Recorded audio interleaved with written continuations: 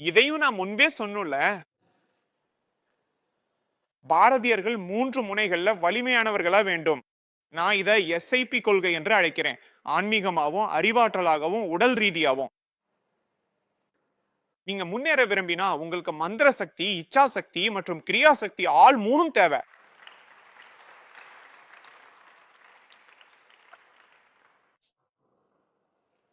மக்கள் சிந்தன முறையை மாற்றுவதில் அவர்களின் பங்களிப்புகளுக்கும் புரட்சிகளுக்கும் நாமும் தனிநபர்களை கொண்டாட வேண்டும் என்றாலும் பாரதிய சமூகம் மற்றும் சனாதனிய சமூகம் இப்படிப்பட்ட நபர்களை தொடர்ந்து உருவாக்கும் இயற்கை திறனில் நம்பிக்கையை இழக்க வேண்டாம். ஏனெனில் நம்மால் இந்த வரவிருக்கும் காலத்தை தாண்டி உயிர் வாழ குறைஞ்சது 3 தலைமுறைகளுக்கு இப்படிப்பட்ட நபர்கள் நமக்கு தேவைப்படுவார்கள்.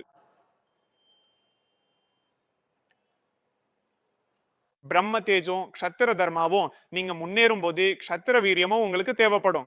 ஏனெனில் நம்மை பாதுகாக்கும் திறன் கொண்டவை இவை 2 மட்டுமே நாம் முன்னேறும் போது.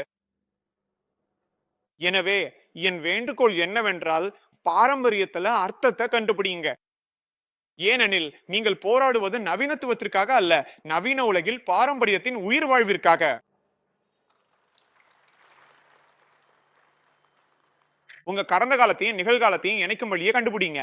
மற்றும் உங்கள் பிள்ளைகள் அதை பற்றி விழிப்புணர்வுடன் இருக்க வேண்டும் என்பதை உறுதி செய்யுங்கள்.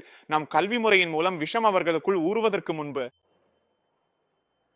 நீங்கள் உங்கள் வீட்டில் உள்ள சிறிய சவால்களை தீர்க்காம பெரிய சவால்களை எதிர்கொள்ள முடியாது. அவை ஒன்றுடன் ஒன்று தொடர்புடையவை. உங்கள் வீட்டை ஒழுங்குபடுத்தல, அதற்கு பிறகு நாம் உலகளாவிய வீட்டை ஒழுங்குபடுத்த கவனம் செலுத்தலாம். ஜெய் ஸ்ரீராம், வந்தே மாதரம்.